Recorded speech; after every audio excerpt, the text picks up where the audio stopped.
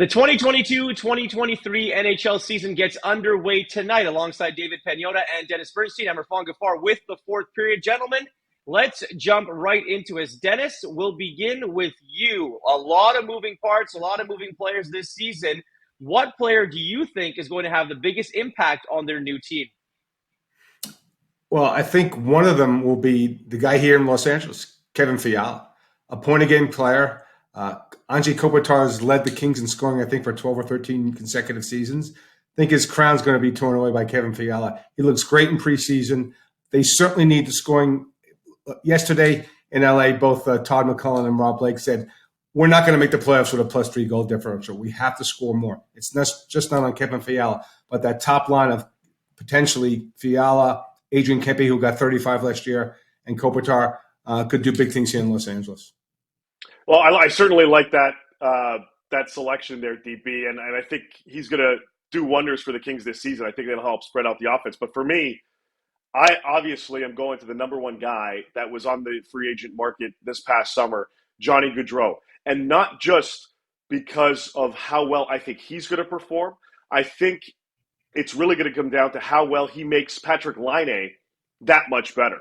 I think Laine has an opportunity here to gel with Johnny Gaudreau, and that could put him back into that 50-goal potential category that he had back when he was part of the Winnipeg Jets. So I'm really excited to see how Johnny Gaudreau performs for the Columbus Blue Jackets, and not only for himself and trying to replicate another 100-point season, but also how well he makes and how much better of a player and impactful of a player he makes Patrik Laine.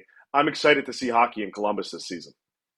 Yeah, it's funny you mentioned that team, David, because the Columbus Blue Jackets failed to make the playoffs last season, and that leads right into my next question. We'll start with you. What team that made the playoffs do you guys think will miss, and what team that missed the playoffs, like the Columbus Blue Jackets, do you think we'll see playing some postseason hockey?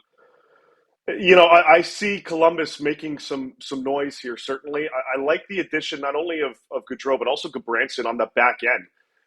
To kind of stabilize things back there. I know it's a big paycheck, and hey, kudos to him for taking that home.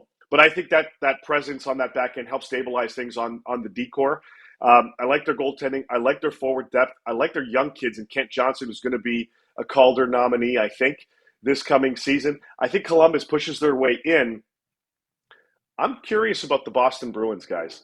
I'm really wondering how this team is going to do this season. I'm certainly expecting contract year David Pastrnak to do well, but they've got a lot of injuries out of the gate, and I wonder if the hill is going to be too tall for them to climb out of, DB. So if anything, I'm picking Boston out, Columbus in. I agree with you on Boston being out. I'll pick a different team who was really up against it last season, the New York Islanders. The early season road trip, the building, the COVID situation, everybody's back. I know the Islander fans have complained that they haven't made a lot of moves here in the offseason, and they haven't. But Lou believes in this group, and we'll see if it works. There is a bit of space to make up. I think the key with Boston guys, though, is they're not going to be a 107-point team. So when you look at the two wild cards, Boston and Washington, you might think Washington's at more risk because they're injured as well as about 100. But I agree with you, Dave. I think it's Boston, but I like the Islanders to return to the playoffs this season. What's funny, guys, when you talk about pressure, it's a wide open end of teams and coaches and players that have a lot of pressure. But when you look at teams, David, who has the most pressure, and why is it the Toronto Maple Leafs? Yeah, right. Yeah, exactly. It's this team here in my backyard. I think the Toronto Maple Leafs, I don't think there's more pressure on any other team right now in the National Hockey League to do well than the Toronto Maple Leafs. And it's pressure across the board. There's pressure on the GM and Kyle Dubas, who's in his contract year. And management has made it clear, and ownership has made it clear that we're not going to talk contract until we see how this team kind of goes. And pressure on some of the rest of the team as well. The head coach, he falls right under there with Dubas.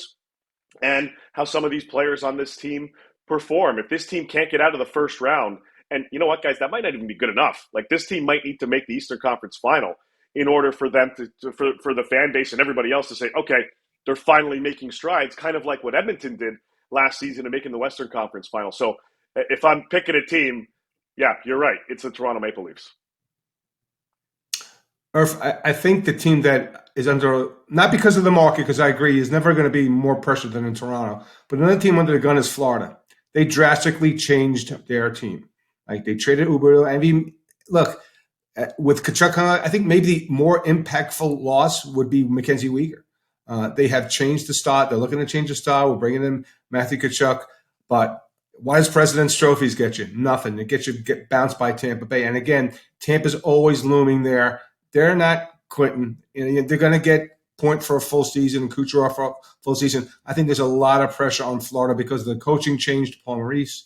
And then obviously the earth-shaking move that they made, trading away Huberdeau and Weegar and getting Kachuk into Florida. Gentlemen, thank you very much for this. It's the New York Rangers taking on the Tampa Bay Lightning. Meanwhile, the Vegas Golden Knights in LA to take on the Kings. DB, I know you'll be there. And we're excited here on the fourth period for a brand new season of NHL hockey. For all of our predictions, our picks, and some good old-fashioned shirts, get on over to thefourthperiod.com.